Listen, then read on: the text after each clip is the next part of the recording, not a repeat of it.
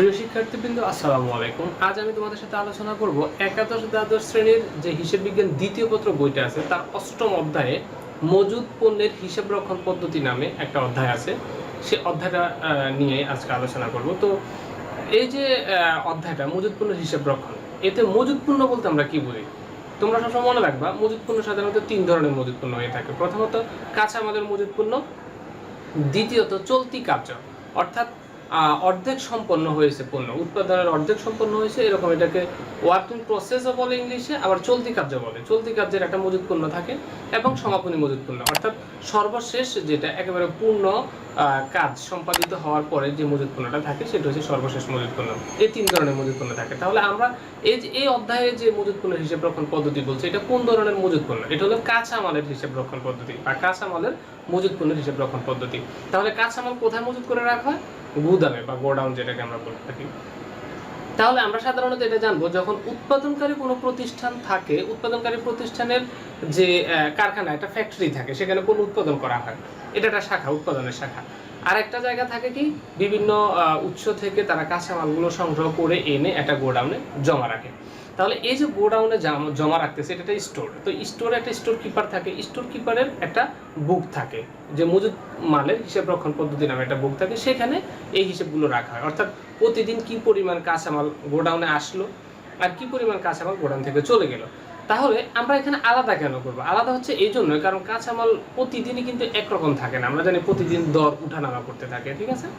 যেহেতু অর্থনৈতিক কর্মকাণ্ডগুলো প্রত্যেকদিন স্থির থাকে না, তাহলে দর যেহেতু উঠানামা করে, অর্থাৎ মূল্য যেহেতু হ্রাস বৃদ্ধি করতে থাকে, তাহলে পণ্যের মানও কিন্তু সেই অনুযায়ী নির্ধারণ করা হয়ে থাকে।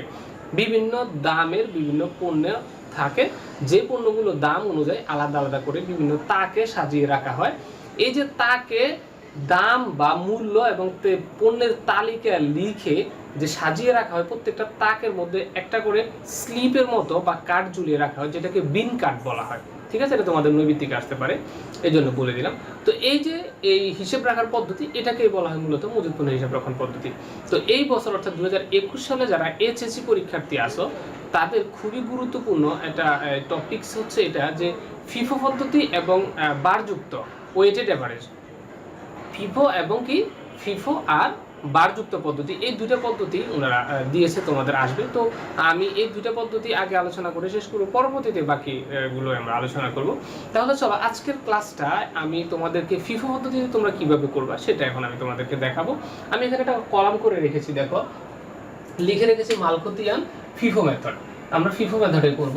আর এই যে কলামটা, এই পুরো একটা মজুদ পণ্যের হিসাব রক্ষণ পদ্ধতির কলাম, এখানে প্রথম করে লিখতে হবে সর্বোচ্চ মাত্রা, সর্বনিম্ন মাত্রা এবং পূর্ণ পরমায়সের সীমা। তারপরে এইখানে এই তিনটা কথা লিখতে হবে: মালের বিবরণ, কোড নং এবং বিন নং বা বিন কার্ড নং, তোমরা যেটাই লেখো। তো গড়টা হচ্ছে এরকম, একটা তারিখের কলাম থাকবে, একটা বিবরণ থাকবে, এখানে আগমন, ক্রয়, প্রাপ্তি, তোমরা যেটা লেখো, যে কোনো একটা লিখবা পরীক্ষায়। তারপরে এই ক্ষেত্রে নির্গমন, ইস্যু, প্রদান, বিক্রয়, যেটাই থাকো, বইতে অনেক সময় বিক্রয় থাকে, অনেক সময় ইস্যু থাকে, যেটা তোমরা লেখো, সমস্যা না, আমি দেখিয়ে দিয়েছি, এর বাইরে আর থাকার সম্ভাবনা নেই। আর এখানে হচ্ছে উদ্বৃত্ত। তো প্রতি ক্ষেত্রে তিনটা করে গড় থাকবে, তিনটা কলামের মধ্যে একক দর টাকা, একক দর টাকা, একক দর টাকা, বা এখানে অনেকে পরিমাণ টাকা লেখে বা পরিমাণ লেখে, অসুবিধা নেই, তোমরা যেটা লেখো। আমি এখন তোমাদেরকে একটা অঙ্ক প্র্যাকটিস করে দেখাবো। এটা তোমাদের এসএসসি পরীক্ষায় বোর্ড প্রশ্নে এসেছিল। তো আমি এটা আবার আমার অর্থাৎ চ্যানেলের যে ভিডিওটা আমি আপলোড করব, ভিডিওর যে ডেসক্রিপশন বক্স থাকবে, সেখানে আমি তোমাদেরকে এই প্রশ্নটা পুরোটা উঠিয়ে দেবো, তোমরা সেখান থেকেও দেখে নিতে পারবে, সমস্যা হবে না। এখানে বলছে রায়হান লিমিটেড কাঁচামাল সংক্রান্ত তথ্য সরবরাহ করা হলো। তো 2015 জানুয়ারি 1 বলছে প্রারম্ভিক জেয়ার 150 টন, এটাকে আমরা একক ধরে নিতে পারি, আর দর হচ্ছে 40 টাকা দরে। তাহলে 150 টন 40 টাকা দরে।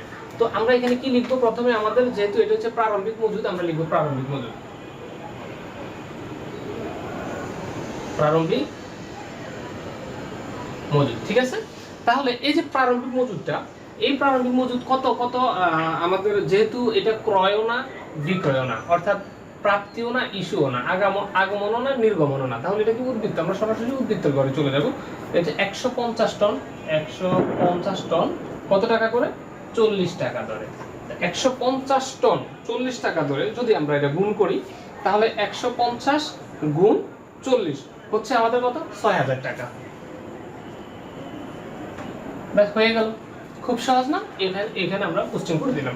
6 তারিখে আমাদেরকে বলছে ক্রয় 350 টন 45 টাকা দরে।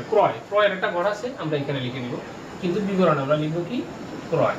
লিখলাম, ক্রয়টা লিখে আমরা জাস্ট লিখে দেব যে ক্রয়ের ঘরে 350 আর কত টাকা দরে 45 টাকা দরে। এই যে 45 টাকা লিখলাম, গুণ করলে হচ্ছে 15,750, এটা আমরা লিখে দিব। এখন দেখো, এই যে আমরা ক্রয় করার পরে কিন্তু পণ্য বেড়ে গেল, তাহলে আগে যে পণ্যটা আমাদের গোডাউনে ছিল বা তাকে ছিল, সেটার দাম ছিল 40 টাকা, এখন যেটা আসলে এটা 45 টাকা। তাহলে তো পণ্য যেহেতু দাম একই রকম না, তাহলে আলাদা আলাদা তাকে এই পণ্যগুলো রাখতে হবে। তাহলে আগের ছিল 150টা 40 টাকা দরে, এটা ছিল 6000 টাকা। এখন নতুন করে আমরা আরো কিনলাম 350 টন, এটা হলো 45 টাকা দরে, এটা গুণ করলে হচ্ছে 15,750। বুঝছো?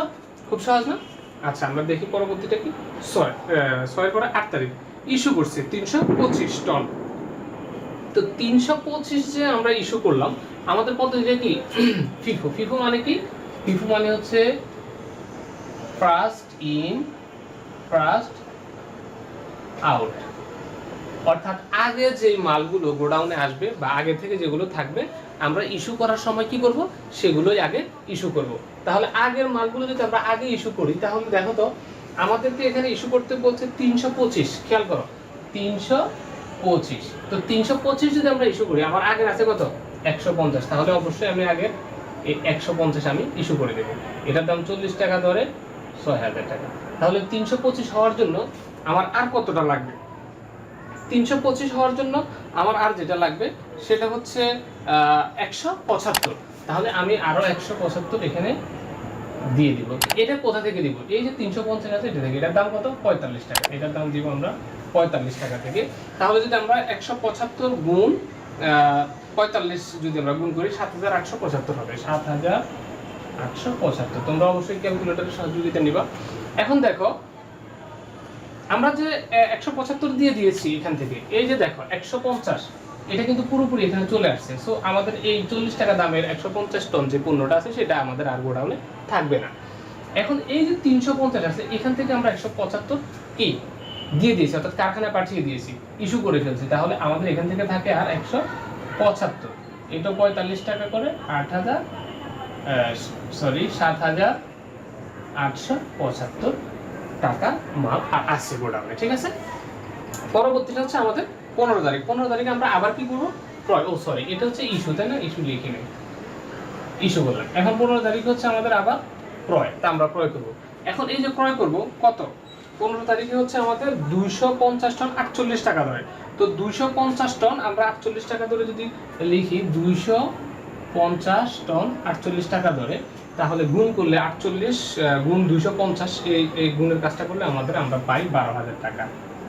আমরা এখানে লিখলাম কত? 12,000 টাকা। এখন দেখো তো, 45 টাকার দামের পণ্য আছে কত? 175 টন, আর 48 টাকা দরের আছে 250। আমরা লিখে ফেলবো যে 175 45 7,875।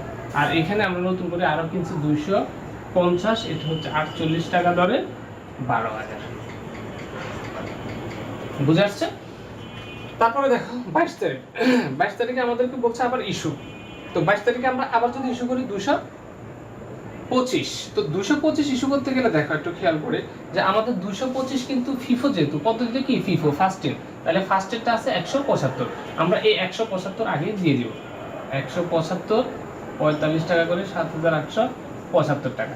কিন্তু আমাদের কিন্তু দিতে হবে কত? আমাদেরকে ইস্যু করতে বলছে 225 টন। আমরা 175 দিয়েছি, তাহলে এখন আমরা অন্য একটা পণ্য থেকে দিতে হবে বাকি 50 টন। এই যে এখান থেকে আমরা দিয়ে দিব 50 টন। তো 50 টন দিব কত টাকা করে? 48। 50 গুণ 48 করলে আমাদের হচ্ছে 2,400 টাকা। ওকে, এখন দেখো এই 75 যে 45 টাকা দামের যে 175 টন যেটা আছে, সেটাতে আমরা পুরোপুরি কি গোডাউন গুদামে কারখানায় পাঠিয়ে দিয়েছি। এখন আমরা আবার এখান থেকে এই 250 থেকে কত পাঠিয়ে দিয়েছি? 50। তাহলে এখান থেকে আমাদের থাকতেছে আর টোটাল 200, আর এখানে 48। তাহলে 200 গুণ 48 হইলে আমাদের কত? 9,600 থাকতেছে। সর্বশেষ আমাদের একটা এন্ট্রি, সেটা হলো 31 তারিখ। এখানে আমাদেরকে বলছে ঘাটতি 20 টন। এটাতে আসলেই অনেকে ঘাটতি যদি থাকে, হ্যাঁ, তারপরে নষ্ট হয়ে যাওয়া, এই একটা বিষয়। আরো একটা বিষয় আছে, আমি অঙ্কটা শেষ করে আলোচনা করতেছি সেটা। এটাতে অনেকেই খুব একটা ঝামেলা পড়ে যায়। ঘাটতিটা আমরা কিভাবে হিসেবে দেখাবো? আচ্ছা, একটা জিনিস দেখো, ঘাটতি হওয়া মানে কি? ঘাটতি হওয়া মানে কি প্রতিষ্ঠানে কি কম দেখানো হচ্ছে, কম শো করা হচ্ছে। তাহলে আমরা বুঝি কখন কম হয়, প্রতিষ্ঠানের পণ্যটা আমরা কখন কম দেখাবো, বা গোডাউনের পণ্যটা আমরা কখন কম দেখাবো, যদি আমরা ইস্যু করে থাকি, তাই না? তাহলে ঘাটতিটা আমরা ইস্যুতে দেখিয়ে দিব। আচ্ছা, এই ক্ষেত্রে আমরা যেটা করেছিলাম সেটা ছিল ইস্যু, আর এটা হচ্ছে কি ঘাটতি। তো ঘাটতিটা আমি বলছি কি কোথায় দেখাবো? ইস্যুতে দেখাবো। তাহলে কত টন ঘাটতি ছিল আমাদের? ঘাটতি ছিল হচ্ছে আমাদের 20 টন। তাহলে আমরা ঘাটতি দেখাবো এখানে 20 টন। এখন প্রশ্ন হচ্ছে, আমরা যে ঘাটতিটা দেখাবো 20 টন, এই 20 টন ঘাটতিটা আমরা কত দামের বা কত মূল্যের পণ্যের উপরে আমরা এই ঘাটতিটা দেখাবো। তাহলে ঘাটতি দেখা, যেহেতু এটা ফিফো, আর এখানে আমাদের মাত্র একটাই পণ্য আছে, খেয়াল করো। আমরা যদি এখানে 2-3টা পণ্য থাকতো, তাহলে ফিফো অনুযায়ী আমরা আগের পণ্যটার আগের দামটা নিতাম। এখানে আমাদের পণ্যই আছে মাত্র একটা মূল্যের পণ্য আছে, 48 টাকা দাম। আমরা ঘাটতি দেখালে এখান থেকে দেখাতে পারি, কেননা আমরা এর আগে তো ওইটা পুরোপুরি ইস্যু করে আমরা আবার এই যে 48 টাকা দামের পণ্য, সেখান থেকে আমরা 50 টন ইস্যু করেছি। তাহলে আমরা এই 20 টন যদি আমরা ঘাটতি দেখাই, তাহলে 48 থেকে দেখাবো। তাহলে 48 টাকা পণ্য আমরা কি করলাম?